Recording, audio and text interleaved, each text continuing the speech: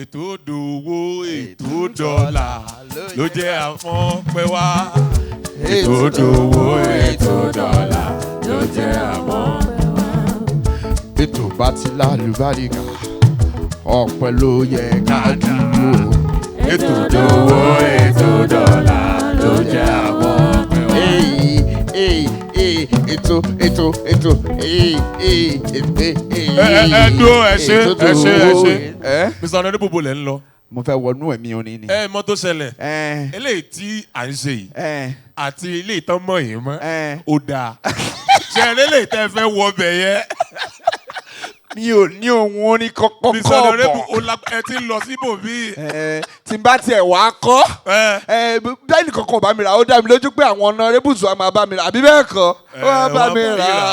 wọ́n bá yín rà wọ́n á dẹ̀ lò bẹ́ẹ̀. Honourable Tungba. agbo àwọn tó gba iyì. MC Sam ó ti tó ọdún kan nísìn sórí gbogbo fàájì tá a ti ṣe lórí ètò Honourable Tungba kò kúrò lọ́pọlọ mi. bẹ́ẹ̀ni kí ló dé. bàbá àbẹ́ ẹni pé ó sì wà nílẹ̀ bá ń ṣe lọ́wọ́ yàyàyà ní yàjò fàájì yẹn pọ̀ ṣé ti jó tá à ń jó ni ṣé báwọn Honourables wa ṣe ń rẹ́spọ́ǹdì bẹ́ẹ̀ni ṣé àwọn tó wà nílé agodogo bá yẹn ń ṣe fàájì bẹ́ẹ̀ni gbogbo fàájì yẹn sì wà nú ara ó sì ń ró gbẹngbẹng nú ọkàn mi. wó jẹ́ ká fọpẹ́ fẹ́ ń tọpẹ́ yẹ gbogbo àwọn Honourables wa pátápátá àdúpẹ́ lọ́wọ́ yín pé dúró tì wá ṣinṣin ìfẹ́ tí yín ló ń fà wá náà ní ìwúrí tá a fi ń mú fàájì wá fún yín lọ́lọ́kan ọ̀jọ̀kan ẹ̀yin Honourables ẹ ṣé àdúpẹ́. àdúpẹ́ lọ́wọ́ yín lọ́pọ̀lọpọ̀.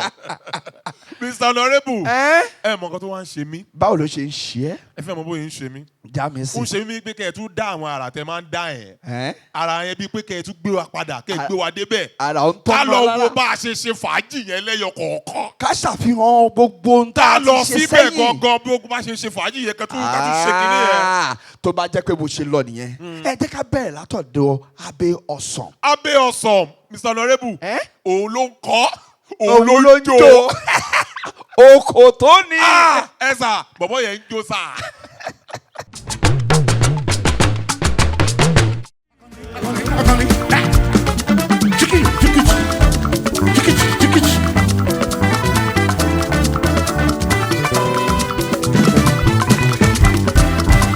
Honourable Tungba yẹ̀rẹ̀ o Abe Awesome.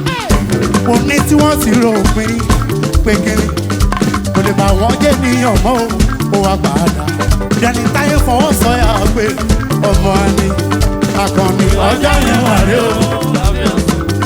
Bí ọdún tí wọ́n ti rò pin pékeré kò lè bá wọ́n jẹ́ níyàn mọ́ ó wá gbàdá. Jẹ́ni táyé fọwọ́ sọ́yà pé ọmọ àní.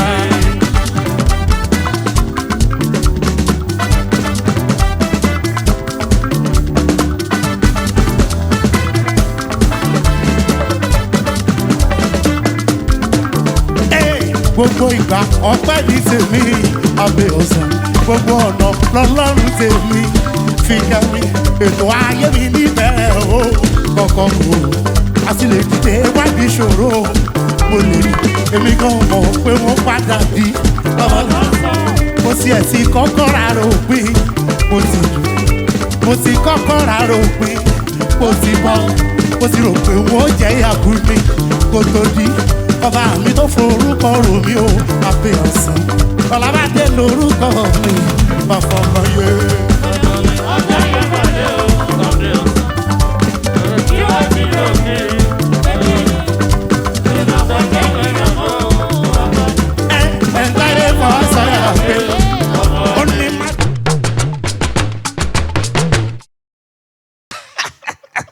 ó dà fujicologist wa ń kọ́. ohun orin ẹ̀ àti ṣe sí ẹ̀ tó fanimọ́ra ó yàtọ̀ lóòótọ́. ó yàtọ̀ kéde pé.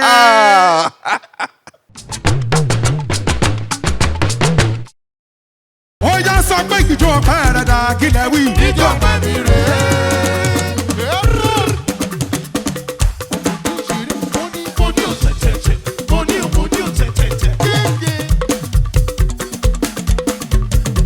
àwọn tọ́nà rẹ̀ bù rèé.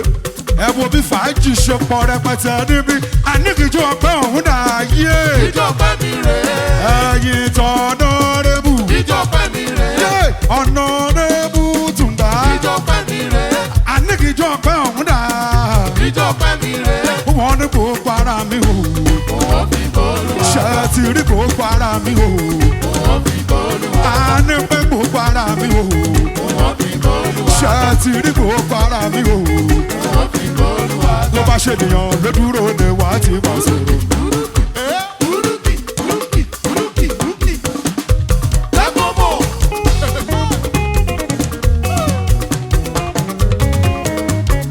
mo dúpẹ́ pé tẹnìkan ò bàjẹ́ pé kí tèmi ló lè dá. ẹ̀yin Honourable Tungba. mo dúpẹ́ pé tẹnìkan ò bàjẹ́ pé kí tèmi ló lè dá. mi ò lọ síwájú kéèyàn kan lè dèrò ẹ̀yìn. àyànmọ́ ẹ̀dá tó yàn ni ó dá bó dáyé o. ohun tẹ̀dá báyọ̀ ni ó dá dandan ni. ẹ̀yin Honourable ló ní bàbá gbà karamọ́ kí ọlọ́. bàbá gbà karamọ́ kí ọlọ́. ó ṣàlékún àánú rẹ̀ lórí bí ọlọ́run. kí ẹ̀kún má ṣe gún mi lẹ́sẹ̀ kó tó lè yàn káyé má ṣe mí. kò tó bá mi làbà tó bí ọlọ́. bàbá gbà karamọ́ kí ọlọ́. bàbá gbà karamọ́ kí ọlọ́. ó ṣàlékún àánú rẹ̀ lórí bí ọlọ́run. kí ẹ̀kún má ṣe gún mi lẹ́sẹ̀ kó tó lè yàn káyé má ṣe mí. kò tó bá mi làbà tó bí ọlọ́. kí ló dé wọ́n bínú ọmọ ológo. wọ́n bínú ọmọ ológo. ọlọ́run gbọ́. wọ́n bínú ọmọ ológo. kí ló dé wọ́n bínú ọmọ ológo. àwa Honourable wa kàn ń bí. wọ́n bínú ọmọ ológo. Mr. Honourable. Bọ́ ilé ètò tó wá jẹ́ bàbá báwo la ṣe fẹ́ gbàgbé papa tọ̀ síbẹ̀? ìgbésẹ̀ àti orin wọn wú mi lórí lọ́pọ̀lọpọ̀. wọ́n tún gbé wa débẹ̀ láwọn gbogbo àwọn fàájì àtijọ́ yẹn, gbogbo àwọn style tá a máa ń ṣe ń gbà yẹn, gbogbo àwọn ìgbésẹ̀ ijó tó máa ń fún wa, wọ́n fi dá wa lára yá gan. bẹ́ẹ̀ni papa tọ̀ síbẹ̀ ńkọ́.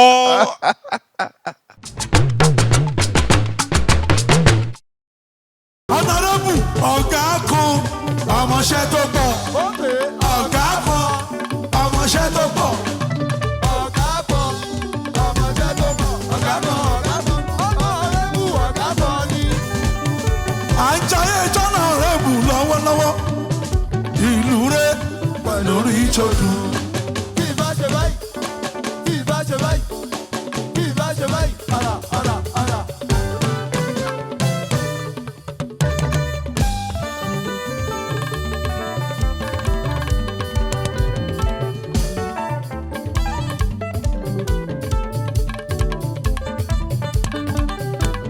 Jẹ́jẹ́yé mọ̀ ṣe ń jayé.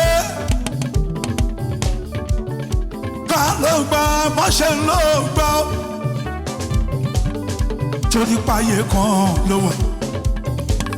Ayédáyé Honourable. Ẹja wọn sórí ọwọ́ fàájì. Èmi àjayé orí mi.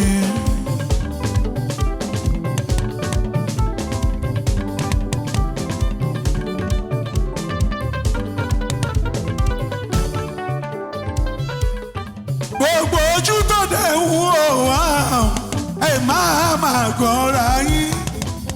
Honourable ló mọ bó ṣe ń lọ, bóyá lẹ mọ̀ pé wàhálà ń pààyàn, bóyá lẹ mọ̀ pé wàhálà ń pààyàn. ẹ lọ já sí Honourable ló lè ṣe. Honourable ló lè ṣe. Honourable ló lè ṣe.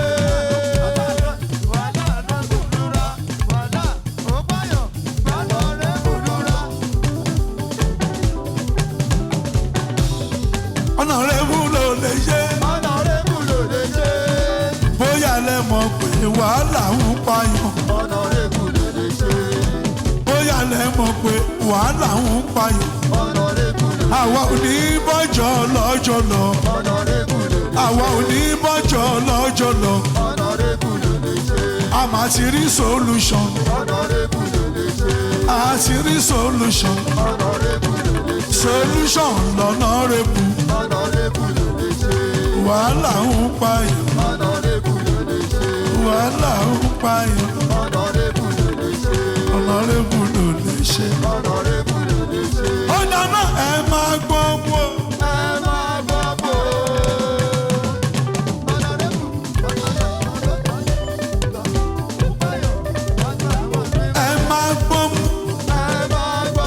ayé gba ayé mu náà ni. Ayé gba ayé mu náà ni.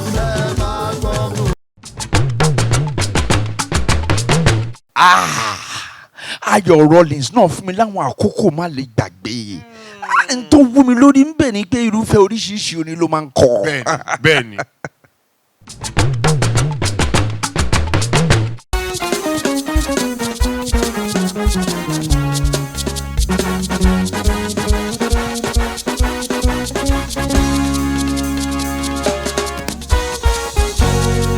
Tẹ́bátì ráwọn Ayọ̀ Rollins o, bóyá ẹ pariwo ògo.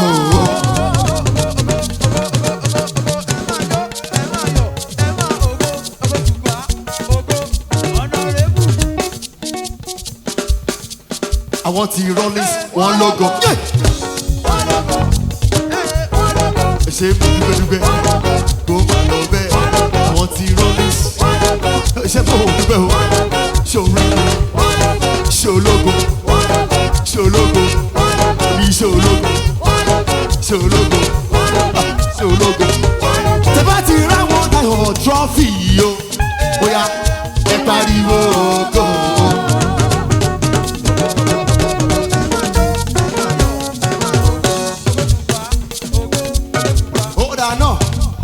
Àwọn tí trọ́fì wọ́n lógo.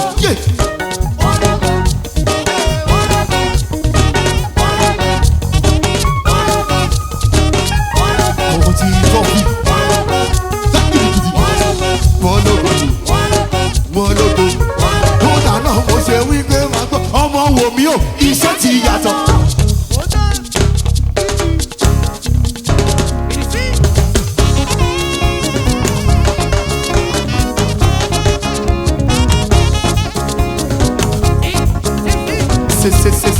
Àsìkò ti tó tí mo fẹ́ máa jèrè.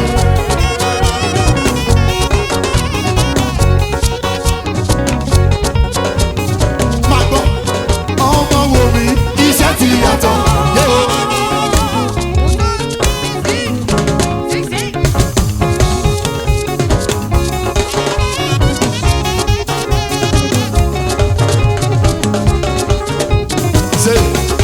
Àsìkò ti tó tí mo fẹ́ máa jèrè. Jọ́pì, mo lára mo lé ènìyàn.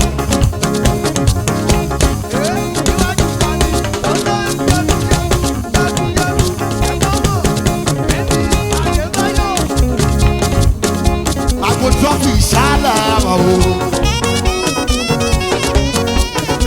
Ẹ̀yin tèmi in the house o.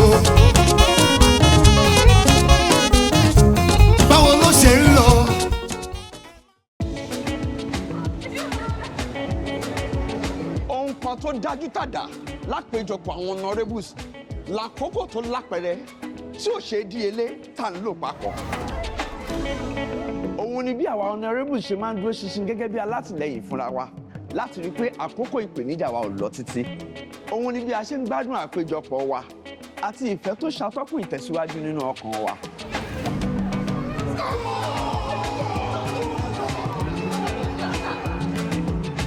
Lákòókò ìdùnnú tá ń lò papọ̀ lórí àwọn àṣeyọrí wa.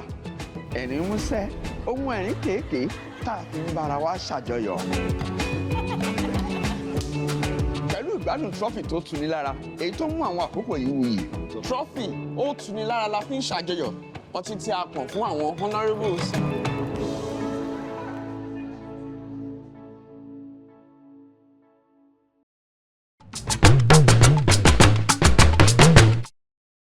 MC Sam, mi ò tiẹ̀ mọ̀ bóyá o rántí pé a ní orin Tungba tá a dání fúnra wa ṣá.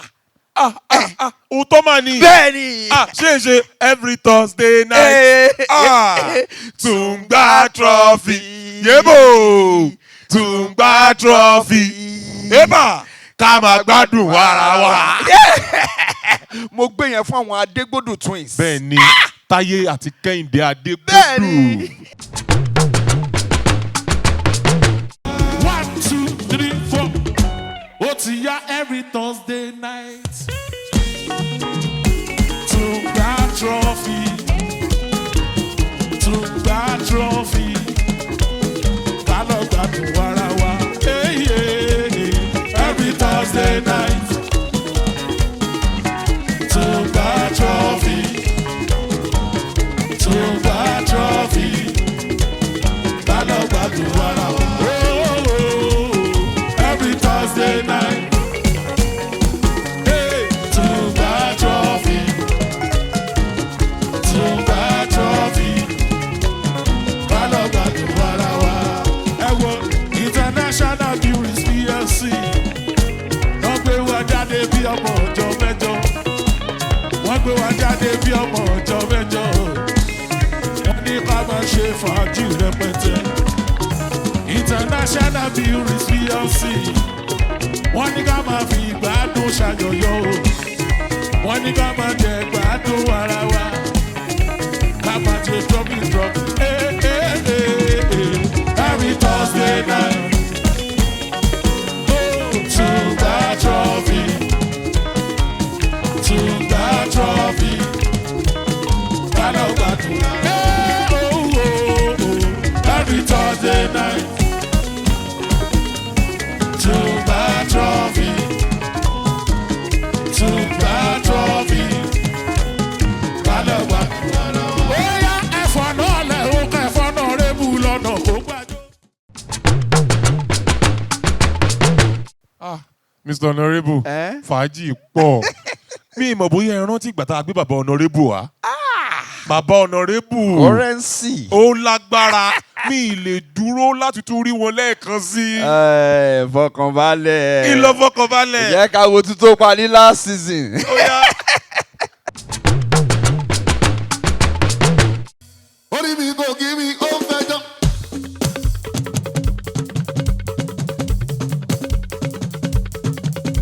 Orí mi kò kí mi ó fẹjọ́.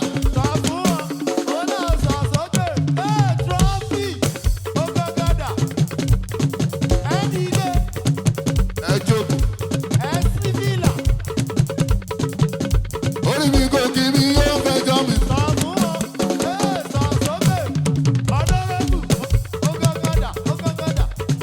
Oya kí ló fẹ́ kí mi fún? Ṣé wọn tó dẹ́ pé tó o bá rojú ayé o máa pọ́n mi lé tí n bá wá lọ tán o tún máa mú mi bú ọmọ àṣeyẹ máa kí mi tó.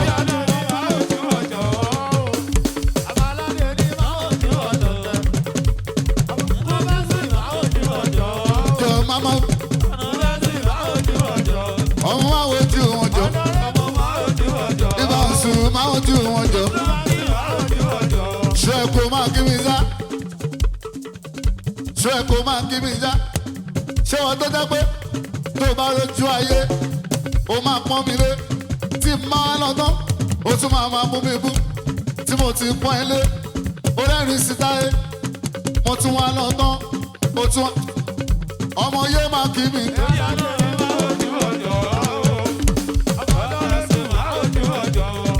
Máa ojú wọn jọ. Honourable máa wojú wọn jọ. Ibà ọ̀sùn máa wojú wọn jọ. Ọmọ máa wojú wọn jọ. Ibà ọ̀sùn máa wojú wọn jọ. Ọmọ máa wojú wọn jọ. Láti tẹ́tẹ́ tí mọ̀ mí ṣé mo máa ń gawú ni irọ́.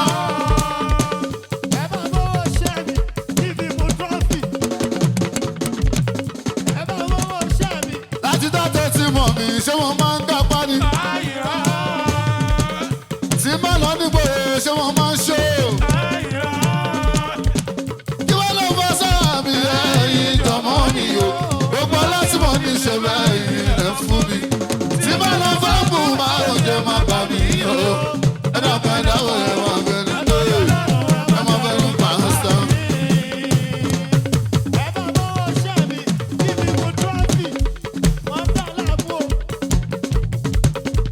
Ẹ bá mi bẹ̀ wọ́n kó má bẹ̀rù.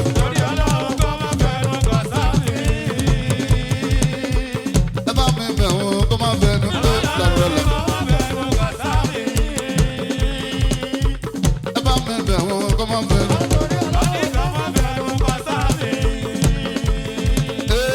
Ẹ bá mi bẹ̀ wọ́n kó má bẹ̀rù pàṣẹ. Ó yá mo ti ṣe ohun tí mo fẹ́ ṣe. Mo ti jẹ lọ́mọ lára.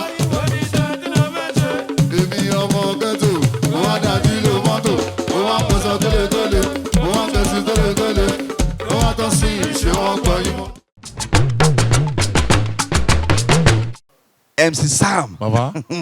ọ̀sẹ̀ míì tí mo tún gbádùn ní ọdún tó kọjá ìjọ mọ́ ọ̀sẹ̀ tá a gbé Adéwálé Àyùbá wá. Bàbá yẹn ijó tí mo jó yẹn ò tó rárá pé mo rí táyà irọ́ lálá.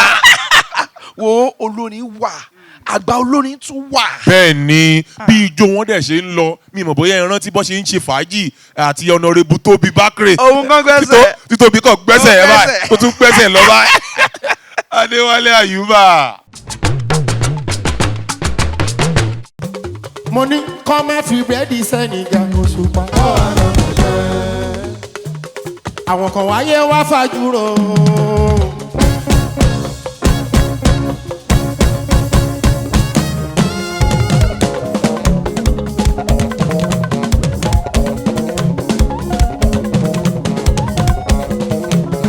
àwọn kan wáyé wá fàjúrò ni èmi wáyé wá jáyé o.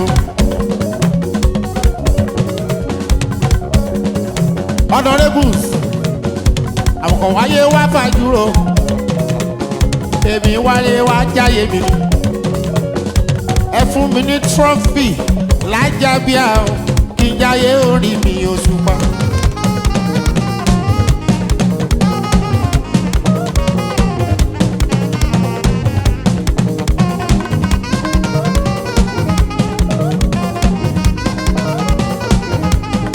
Bákèrè bọ̀wọ̀ o má ṣe bá mi jà kò ṣe fi sára kó. Bébí o, má ṣe bá mi jà kò ṣe fi sára kó. ó tún yá ijó tẹjó yẹn kò tó rárá.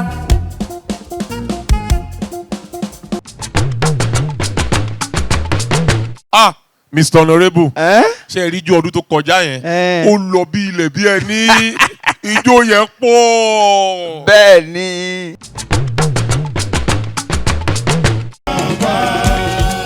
Tèmi tó pẹ́ kí ilẹ̀ lálá bá ṣe o.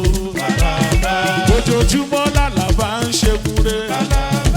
Tọ́jú àwọn ìgbàdé táyé lónú elédì rẹ̀. Èjì rẹ̀ ara ìsokùn rẹ̀ o. Ó yá mo ṣepo fún táyé lónú. Mo ṣẹ̀wà fún méjì. Orí ikọ̀ ìdè bá padà lẹ́yìn mi. Mo ṣepo fún táyé lónú.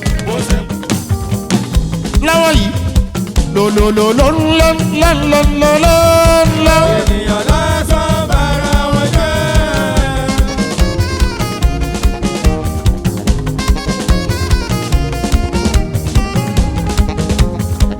àdúrà ló ń gba agbára kọ́.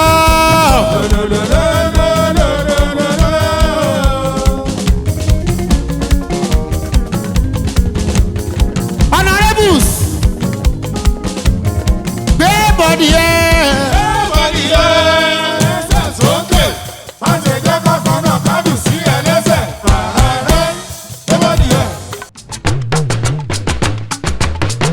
Àwa kó gbogbo ìdárayá wa lẹ̀ pẹ̀lú eré màláìkà. Bẹ́ẹ̀ ni. Kíbla Fújì. Mr. Honourable Guys. ó lágbára òun lè ṣe fẹ́ kàn mí lẹ́yìn. Ìparí alárinrin la ṣe. Mo ta bá sókè lóyún ló borí. Ìjọ òtí ẹ̀ mọ̀ wípé ọba yóò rí ẹ tọ̀run rí ẹ. Ó máa ṣe gbogbo ṣìkàṣìkà ní ọjà ìsàníyà àbísílẹ̀ dọ̀bọ̀. Èèyàn rẹ̀ la fi jù ẹ̀. Yàtọ̀ sí ti wọ́n. Honourable ó gbèdé lókè sílẹ̀. Èèyàn bí la fi jù èèyàn bí. Ọlọ́run nìkan ni kò sóhun tá lè fi rẹ́ o. Ẹ̀sáàpù irú èwo ni wọ́n fẹ́ jẹ́ náà. Èèyàn rẹ̀ la fi jù èèyàn rẹ̀. Èèyàn bí la fi jù èèyàn bí. Ọlọ́run nìkan ni kò sóhun tá lè fi rẹ́ o. Ẹ̀sáàpù irú èwo ni wọ́n fẹ́ jẹ́ náà. Èèyàn kan tó lọ bá àwọn òwà ọ̀tẹ̀. Láti júwe Júdásì ayé ìgbà yẹn. Èyí tó júwe Jésù fún ọ̀tá ẹ̀. Inú níbí ni ká má dùnú sí kọ́rẹ́. Ṣé bí ẹ̀dẹ̀ la fi rántí ṣetán? Tó ṣàgídí tó lòun ò ní bàbá dámọ̀. Elétí ikú aláìgbọràn kọ̀ọ̀kan. Èèyàn tó fi rọ́gbé náà mọ̀ ojú òtítọ́. Ló jẹ́ rántí bára òtí ò fẹ́ gbà. Tó padà parun sínú ìbú òkun pupa. Èèyàn rẹ̀ la fi jù èèyàn rẹ̀. Èèyàn bí la fi jù èèyàn bí. ẹnìkan ní kò sóhun tá lè fi ẹ́ o. Sáà irú èwo ni wọ́n fẹ́. Mr. Honourable, gbogbo fàájì tá a wá ṣe yìí ó dùn. Bẹ́ẹ̀ni. Gbọ́gbọ́n dẹ̀ kàn sí. Bẹ́ẹ̀ni. Àwa gan mọ̀ pé fàájì ló lọ yìí. Ó ṣàn. Àfi bí kí n dá gbogbo ìgbà yẹn padà. Ṣùgbọ́n kọ́lọ̀ ń ṣàánú èèyàn. Bẹ́ẹ̀ni. Mi ìwà mọ̀ bóyá ẹ tún rántí abala kan. Jami tán. Àwọn ọmọ Nàìjíríà ń wò pé Mr. Honourable Tóbi Bákèrè. Ìwọ̀nba díẹ̀ ráńpẹ́. Akànrà gbé wọn wá, àfi wọ́n hàn díẹ̀, ó dẹ̀ lọ bẹ́ẹ̀ pé kí ló ń ṣẹlẹ̀ gangan. Sórí ní ọdún tá a wá wà yìí, tó bá ń gbọ́ àgbò tó tàdí mẹ́yìn, ó lọ máa gbára wa ní Honourable Tóbi Bákèrè ló ń bá wí lórí ètò Honourable Tungba. So intent sọ fún wa ni pé ká kú ìpalẹ̀mọ́ Honourable Tungba season 5. Ẹ túnbọ̀ gbádùn Honourable Tóbi Bákèrè. Oh my God! Ọmọ Nàìjíríà, eléyìí tá a wò yìí, òun ni eléyìí tá a ti ṣe sẹ́yìn, eléyìí tá a ti ṣe fàájì ẹ̀, tá a ti gbádùn pẹ̀lú Papato síbẹ̀, pẹ̀lú Ayọ̀ Rollins, pẹ̀lú gbogbo àwọn olórin wa Adéwálé Àyùbá kankan. Bẹ́ẹ̀ni. Mr. Honourable sọ pé eléyìí tá a gbádùn yìí nǹkan ńlá ṣe ń bọ̀. Ẹ kú ìpalẹ̀mọ́ Honourable Tungba season 5. Mr. Honourable. Jẹ́ ń já wọn tán. Bẹ́ẹ̀ ṣe wá sọ yìí pé ká kó àmójúbà Honourable Tungba season 5. Bẹ́ẹ̀ni. Mr. Honourable ìgbà wo ló ń bọ̀? Sórí tó bá ti di ọjọ́ keje oṣù kọkànlá ọdún 2024 tá a wà yìí ní dédé aago 10 lórí African Magic Yoruba Channel 157 lórí DSTV. Bẹ́ẹ̀ni. Àti GOTV Channel 2. Oh my God. A máa ṣe ìṣíde. Season 5. A máa ṣe ìṣíde season 5. Ọmọ Nàìjíríà, a tún ti dé à ń bọ̀. A fẹ́ ká yín mọ́ bìbà. Honourable Tungba lórí ètò yìí, àwa la máa wá. Ẹ̀yin la máa bá.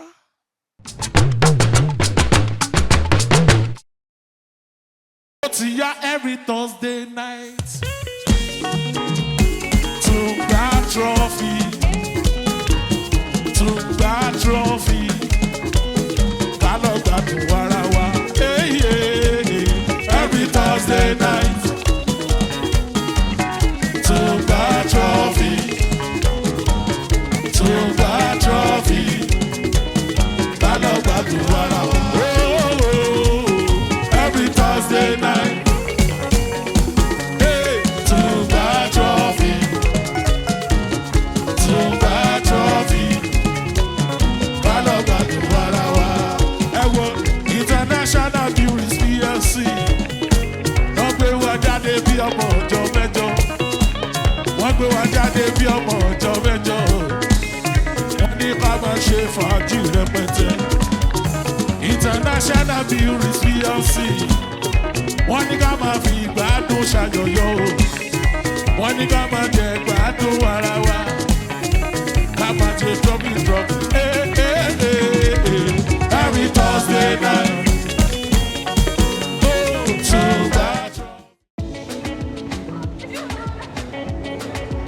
Ohun kan tó dájú tàdá lápéjọpọ̀ àwọn honourables lákòókò tó lápẹẹrẹ tí ò ṣe díelé tá ń lò papọ̀. Òun ni bí àwa honourables ṣe máa ń dúró ṣinṣin gẹ́gẹ́ bí alátìlẹyìn fúnra wa láti rí i pé àkókò ìpèníjà wa ò lọ títí. Òun ni bí a ṣe ń gbádùn àpéjọpọ̀ wa àti ìfẹ́ tó ṣàtọ́kùn ìtẹ̀síwájú nínú ọkàn wa.